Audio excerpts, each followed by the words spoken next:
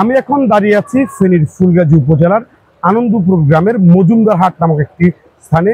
খুবই ব্যস্ততম একটি সড়কের আজকে যে অবস্থা দেখছেন, ফেনীর গত 3 দিনের ভারী বর্ষণ এবং ভারতের উজান থেকে নেমে আসার ঢলে ইতিমধ্যে ফেনীর 3টি উপজেলার অন্তত 100টি গ্রাম প্লাবিত হয়েছে, যার ফলে পানিবন্দী হয়েছেন অন্তত 30,000 মানুষ। আশ্রয় কেন্দ্রে আশ্রয় নিয়েছেন অন্তত 8 থেকে 10,000 মানুষ। আমরা এখন যে এলাকাটিতে দাঁড়িয়ে আছি, এই এলাকায় গতকালকেও এই পরিমাণ পানি ছিল না। গতকাল ফেনীর পরশুরাম উপজেলার যে বন্যার পানি, সেই বন্যার পানি রাতের দিকে নিম্নাঞ্চলের দিকে ধাবিত হতে শুরু করে। এর ফলে যে ফেনীর ফুলগাজী সদর উপজেলা এবং ছাগলনাইয়ার বিভিন্ন এলাকা প্লাবিত হওয়া শুরু করে। পানি উন্নয়ন বোর্ড থেকে প্রাপ্ত তথ্য অনুযায়ী গত 3 দিনের ভারী বর্ষণ এবং ভারতের উজান থেকে নেমে আসা পানির ঢলের কারণে ফেনীর মুহুরী, কহুয়া ও সিলোনিয়ার পানি বিপদসীমার উপর দিয়ে প্রবাহিত হয়েছে, যার ফলে বন্যা নিয়ন্ত্রণ বাঁধের 21টি স্থানে ভাঙনের সৃষ্টি হয়েছে।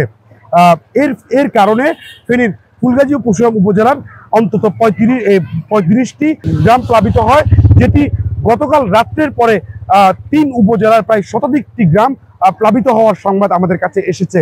আবহাওয়া অফিস বলছে গত 3 দিনে ফেনীতে বৃষ্টিপাত রেকর্ড হয়েছে 441 মিলিমিটার, যা এই মৌসুমে ফেনীতে এবং দেশের জন্য সর্বোচ্চ বৃষ্টিপাত, যেটি 2005 সালে হয়েছিল সর্বোচ্চ বৃষ্টিপাত 420 মিলিমিটার।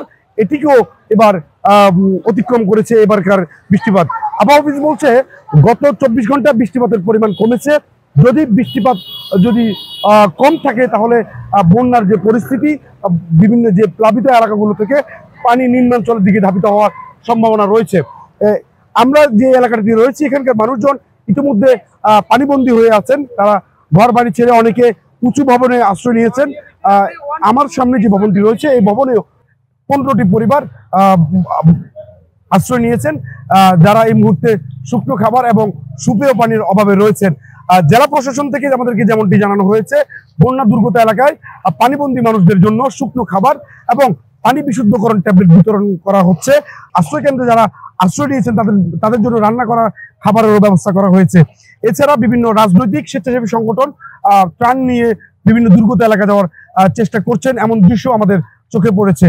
ফেনীর যে বন্যা পরিস্থিতি, এই পরিস্থিতির অন্যতম কারণ হিসেবে স্থানীয় বাসিন্দারা অভিযোগ করছেন মুহুরী, কহুয়া ও সিলোনিয়া নদীর বন্যা নিয়ন্ত্রণ বাঁধ প্রতি বছর বর্ষা এলে ভেঙে যায়, আর পানি উন্নয়ন বোর্ড দায়সারাভাবে যে কাজ করে, এর কারণে প্রতি বছর একটু বৃষ্টি হলে 2-1 দিনের বর্ষণে এই সমস্ত এলাকার বন্যা নিয়ন্ত্রণ বাঁধগুলো একাধিক স্থানে ভেঙে যায়, যার ফলে প্লাবিত হয় ফেনীর এই 3টি উপজেলা এবং পানিবন্দী হয়ে পড়েন প্রায় লক্ষাধিক মানুষ।